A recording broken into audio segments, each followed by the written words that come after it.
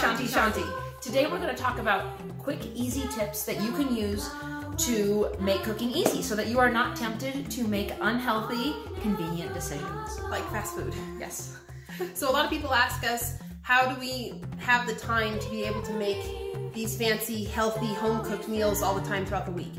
And we're going to talk about some of the top things that we do so that we can do it. Because if we don't do these things, we wouldn't have the time to be able to do it amongst everything else that we do. And when you're tired and exhausted and your kitchen's a mess and the kids are screaming, it is so convenient to just go, I'm just going to go to a drive-thru. Or go pick up a pizza. And, you know, once in a while that's fine, but it's not the healthiest thing. So we're going to give you some of our tricks that we use. Okay, so the first one is always cook for 2 nights. So whatever your batch is, if it says serving 4, you're going to double your batch and be serving 8. So then you have dinner for that night and the next night. And I try to don't put a huge amount of time in between when you have those 2 meals. It's okay if you eat the same thing 2 days in a row, especially if it's a good meal. So we always double our batches and we cook for 2 nights, and that's super important. And tell them about it. It gives you a break. Also gives you a break. So the first night, you cook like an incredible rock star. And then the second night, you don't have to worry about it. You just get to enjoy your food, enjoy your family, and it's already all done, and you don't have to think about it at all. So it only makes for actually having to cook every other night. And then tell them about how to reheat it. Oh, also with reheating it, don't cook the crap out of your food. You only reheat what you're going to be using that night. So let's say you have reheat it briefly. And you reheat it briefly, and you know, try less microwaving, more putting it on the stovetop or in the stove. And don't boil it. Just bring it, make it hot, and serve it. And why we say don't cook the crap out of your food is because every time you do that, it's losing its nutritional value. The weirder the colored it starts to become, the less it's got, less prana, it's what it's called, is less prana we have in our food. So don't cook the crap out of it, just quickly heat it up and only heat up what you're eating that night. So if you had enough for more than one night, only take out the section that you're reheating for that night. Like if you made a lasagna or something. Don't keep reheating it over and over again, exactly like if you made a lasagna. That night, and the next night, like our grandma used to do. Don't do that. Yeah, no, don't.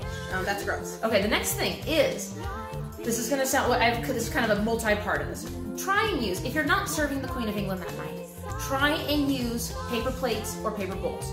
And you say, well, gosh, it's not good for the environment. Well, here's the thing. You can rinse them off or wipe them off, and you can recycle them. Or smack them on the side of the garbage and recycle. There, recycle them. But here's the thing. If you go through a drive-thru, you have all that packaging. You have all the way that they prepared it. None of that's environmentally friendly. Also, if you are using plates, which is great, but if you're using plates and you're using detergent to wash them and then you're putting them in the dishwasher, that also, all those chemicals go into the water system. So either way you go, you're going to leave some kind of a carbon footprint. And sometimes to make life easier and to have not so much clutter and mess in the kitchen, go for ease and use quick paper plates that are recyclable. That are recyclable. Yes, and don't make a lot of mess for yourself. So you end up spending 30 minutes in the kitchen cleaning afterward. Who wants to do that?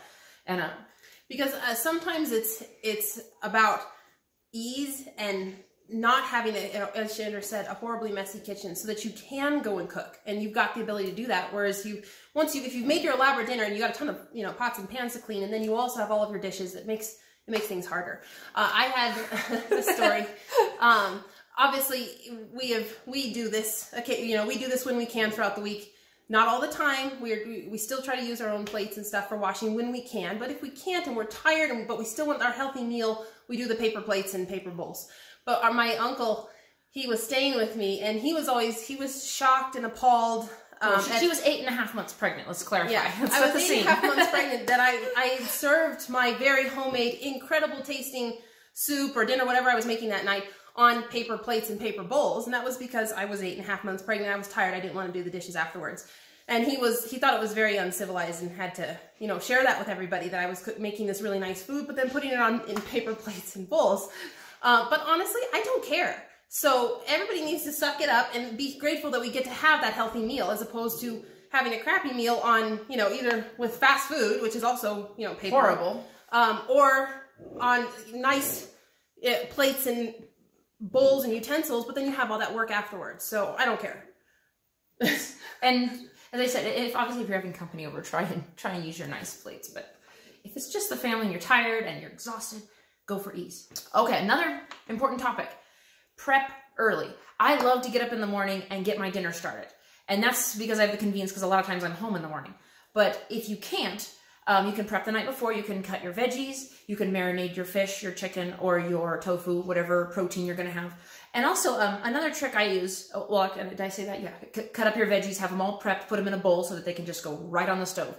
And you prep when you can. As Andrea said, if it's the night before, that's fine. If it's early in the morning before you go to work, that's fine. But any sort of prep makes it so when it's time for you to make that meal and you're hungry and you're tired, you can just quickly throw it on. Right. So when you're coming home from work, you don't have to think about it, which tends to be very hard. Well, the other thing I do, that's actually my trick, is I actually set everything out on the counter, exactly what I'm going to have. So like if we're going to have pasta, I put the pasta out, I put the sauce out, I put the olive oil out, the spices, and the bowl. And so that way when I get home, I don't have to forage for it. I don't have to go find it. It's already set right there. I literally take it from the counter to the stove to everybody eating. And it's really quick. So it's a really neat trick, and it saves you so much time, and it saves you the brain exhaustion of what are we going to eat? Where is that? And did I buy that at the store? Blah, blah, blah, blah. So anyway. So the next thing we're going to talk about are pantry must-haves. These are the things that make it so that if you always have these things, you can always kind of throw something on that actually tastes pretty good. One of the things, first thing, if you have this, is bone broth.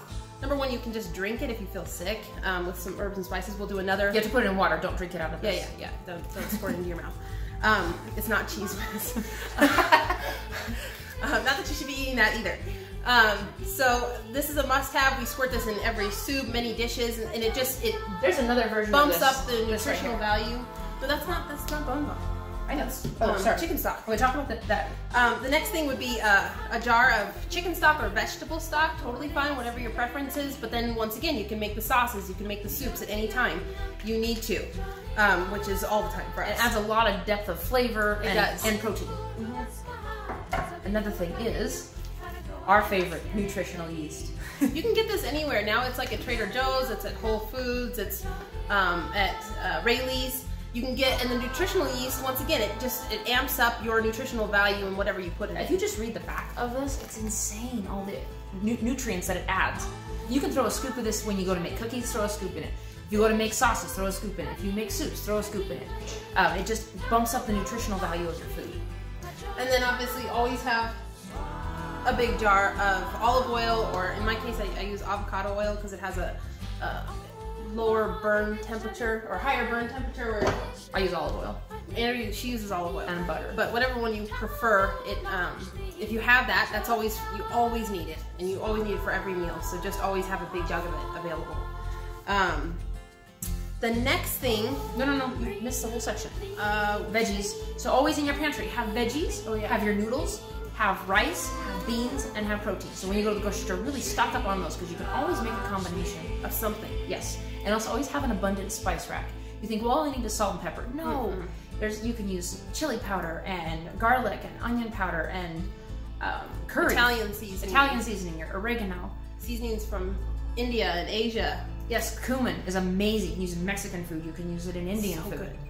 Okay. And this leads us into the next thing, which is variation is good. So along with a ton of different types of spices that you wouldn't typically use for everyday meals, this is the reason why we like that is because we like variation. And why do we like variation is because it's really good for the body to switch things up. When the body is not always anticipating, I eat the same thing every single day. I eat a bowl of granola for breakfast, and I eat, That actually causes inflammation. When your body is not forced to adapt and get used to different flavors. And also spices are really good for keeping inflammation down. You can look online, or you can, any natural health books, look at the advantages of different spices in your food. It's extremely important. Also, repetition causes stagnation within the body. Once it gets used to it, it just starts warping cells and everything else to make it into something that we don't want. So when you sit and are always spicing things up and doing different things, the body likes it. It loves it. So we like doing different things. So then along those same lines, we always want to go, that means get cookbooks, look up easy meals online. I do that all the time. I'm like, I don't feel inspired. Maybe I'm not going to make that meal, but it inspires me to make another meal. I also talk to friends and family all the time. What are their favorite meals? Are they quick? Are they easy? And then I take them on. We're the worst. Like, what are you making? Okay, or I say, I'm at a party and I'm the only one that's asking, so what is in this? Because we want to duplicate it on our own time. Because I like variation. I get so tired of eating the same thing over and over again. Okay. So one other thing is that cleanliness is super important. Cleanliness is next to godliness. Cleanliness is next to godliness.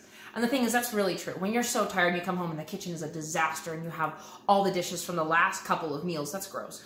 And then you don't feel inspired. After you've cleaned all those, you don't really feel inspired to cook. So the best thing to do is after every meal, as best you can, scrape everything off, get everything cleaned, and put away. From that meal. From that meal. So you're not doing a bunch of meals. You're just doing one meal at a time. Also, cleaning while you're cooking. If you're done with the cutting board, clean it, put it away. That's really helps, because by the time I'm finally done cooking, I don't want to do the kitchen. I'm tired. So the best thing to do is to clean as much as you can while cooking. Yeah, while you're waiting for your noodles to boil, wash everything that you've used so far. Also, fewer pans is better. If you can reuse the same pan and just rinse it off and use it for something else, do it. Our father used to, honestly, by the time he was done cooking his meal, he had like 7 or 8 pans, and he didn't have to clean them. We did, and so he didn't realize how many pans he was going through. He'd have a separate pan for sauce and a separate pan for the meat, and then he'd combine the two as opposed to just figuring out how to use the one pan for everything. Or washing as he went. So. Right. So there you go. Which he never did. But his meals were brilliant and incredible. And they tasted so good, so we didn't complain. Yes, so it was worth it. But anyway, it took 2 people to clean the kitchen. Right. Okay, so sometimes simple is perfect. It doesn't have to be an elaborate meal. If you want to do just some butter noodles with some grilled chicken and a vegetable, then do it, because at least it's homemade. It's still very healthy, especially if you get like organic chicken and organic vegetables, and you're not dealing with any of the rice, lentils, and veggies. Very, very healthy. Absolutely. And then you give yourself a break from meat. And obviously, if you're vegan or vegetarian, then you always do that. And if all else fails, put it in a soup. We call it like either pantry soup, or clean out your pantry, or clean out your fridge soup, because take all the vegetables out, chop them up, and make a good broth. Always about the good broth, which means you need bone broth or chicken stock or vegetable stock. And then once you do that, you can kind of throw anything into it, and you have a really good healthy meal. Throw beans in, and throw all the vegetables that cut up your celery, cut up your onion. Yeah, onion, celery. Sweet potatoes or carrots, and or cauliflower. You're like, how am I gonna do this cauliflower? Cut it up and throw it in the soup. Add some good spices and some beans or protein, and it's excellent. Okay, and our final tip is put vegetables in everything. This is how we have the always healthy food, is because we put veggies in everything. People think that if it's chili, you must make it the traditional way and always just have the meat and the beans. That is not the case. I put so many vegetables in everything that I make. And most of the time, here's the secret. Most of the time, my family doesn't know the vegetables are in there. Like, you can put it in spaghetti, you can put it in chili, your sauces, your mac and cheese, your soups. And here's like my trick is like I'll throw in like big pieces of pumpkin or squash in the broth while I'm cooking it, and then I'll puree it with a hand blender. I don't know if you're familiar with those, or they're called immersion blenders, but they're great.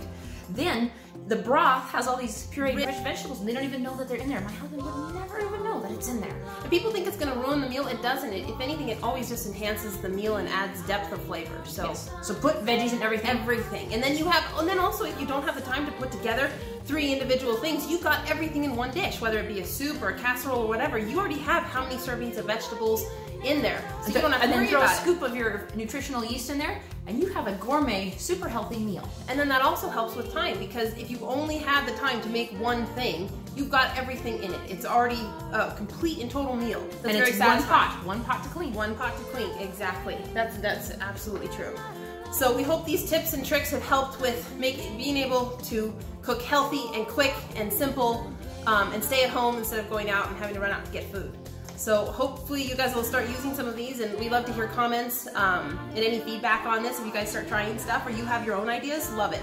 We'd love to hear. Thank you so much. Please like us on Facebook. Yes, and thank you. Thank you for listening.